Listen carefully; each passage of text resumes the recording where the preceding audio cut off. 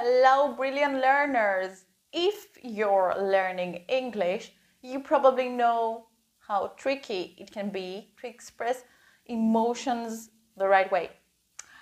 Whether it's responding to good or bad news, you don't want to sound awkward, right? So today, we're going to cover how to react to both good and bad news naturally. Let's jump right in. That's fantastic. I'm so stoked for you. I just got promoted. Your response. That's fantastic. I'm so stoked for you. Stoked means super excited. It's slang, but natives use it all the time. You must be over the moon. We're having a baby. Your response. No way. You must be over the moon. Over the moon is an oldie but goodie that means extremely happy. It's a bit fancy but totally natural. You really knocked it out of the park. I got into the university I wanted. Your response. Wow, you really knocked it out of the park. This one comes from baseball. It means that someone did something really well or achieved something huge. I'm buzzing for you. I'm going on vacation next month. Your response. Oh, I'm buzzing for you. You deserve it. Buzzing is like saying you're really excited or thrilled about something. Notice how your tone and enthusiasm really matter.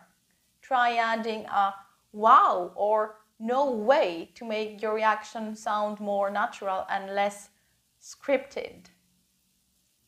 What's some good news you've heard recently? Let me know in the comments and practice these phrases.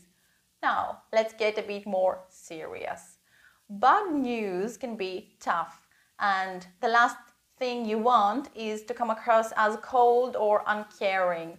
It's all about showing empathy, but in a way that doesn't sound forced or overly formal. Oh no, that's rough.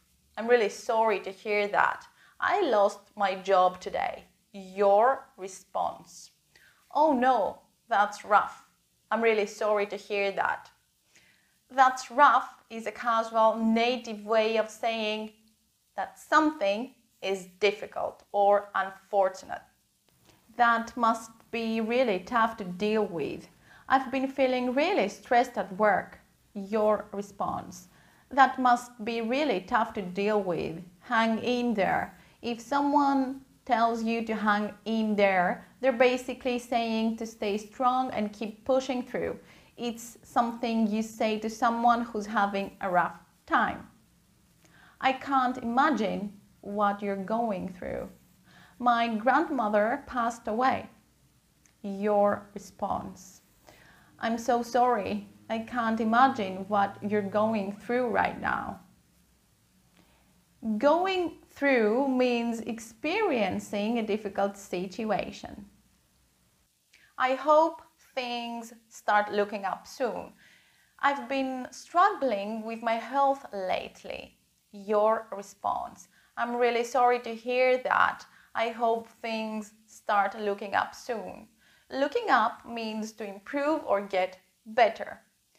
When reacting to bad news, don't try to fix the problem right away.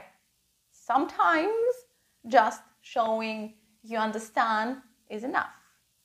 Have you ever had to comfort someone going through a rough time? What did you say? Not all news is good or bad. Sometimes people just tell you something that's, well, neutral. It could be a change in their routine or something random they're doing. Oh, that's good to know. I'm thinking about switching jobs soon. Your response. Oh, that's good to know. What's your plan? This keeps the conversation flowing without being too excited or too serious. Interesting. Tell me more. I've been spending a lot of time learning how to cook. Interesting. Tell me more. This phrase shows curiosity without being over the top. I see where you're coming from. I'm thinking of moving to a new city. I see where you're coming from. What made you decide that? If somebody tells you, I see where you're coming from, they understand your perspective. In neutral situations, asking a follow-up question keeps the conversation going naturally. All right, let's practice some reactions. I'll give you a scenario and you'll try to react using one of the phrasal verbs or expressions we just covered. Ready, Freddy? First one. I'm getting married next year. That's a lie. I'm listening. What would you tell me? Your response could be, wow, you must be over the moon. I've been feeling really down lately. Tell me something. That's rough. I'm really sorry to hear that. Keep practicing these phrases and soon they'll just roll off the tongue. And there you have it. How to react to good, bad and neutral news in English using natural, everyday expressions and phrasal verbs. Remember, learning how to respond in real conversations takes practice.